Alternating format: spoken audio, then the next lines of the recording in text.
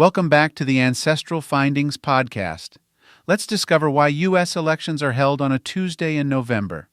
This intriguing piece uncovers the historical interplay of agriculture, culture, and civic duty that scheduled our voting tradition, raising questions about its fit for modern-day America.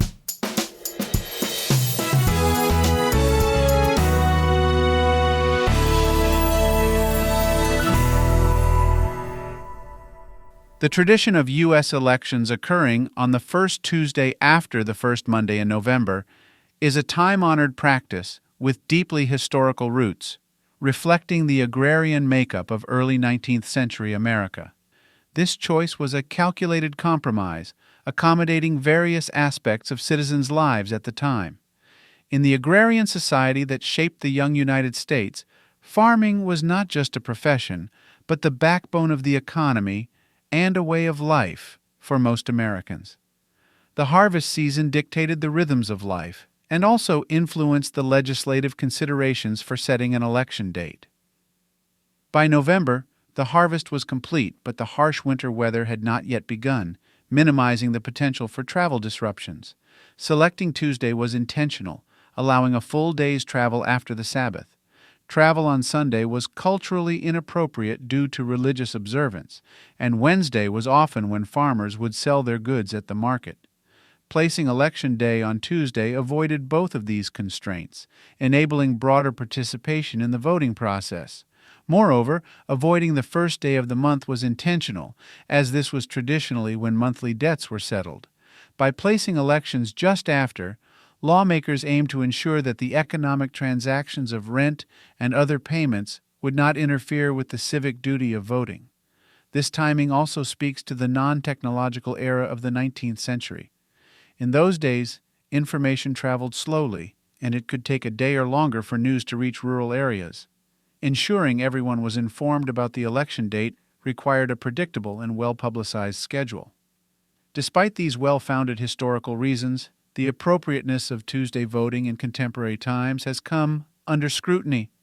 In the modern context, where farming is no longer the central occupation and the rhythms of life have drastically shifted, some argue that Tuesday voting is an outdated practice that does not accommodate the busy schedules of 21st century Americans. This has spurred discussions about moving to weekend voting or making Election Day a national holiday to increase accessibility and voter turnout. In addition to practical considerations, political factors also played a role in the decision to hold elections on Tuesdays.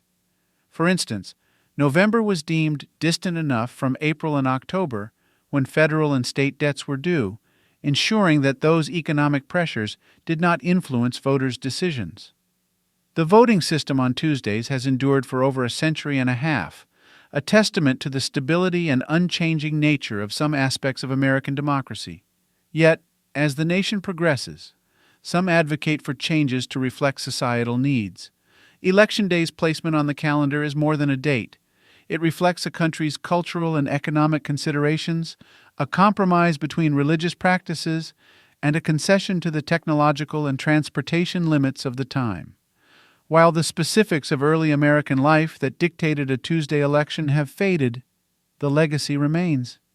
It is in the exploration of such historical practices that we gain perspective on our current electoral system and provoke thought about how it might yet adapt.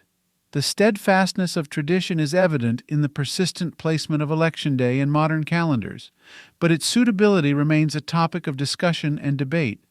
Understanding the past provides a foundation for discussing the future of American democracy and considering how best to accommodate the needs of a diverse and ever-changing electorate.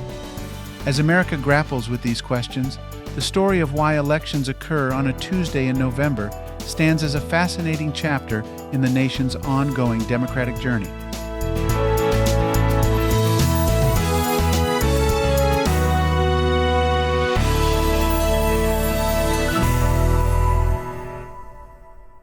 Thank you for listening and subscribing to the Ancestral Findings podcast.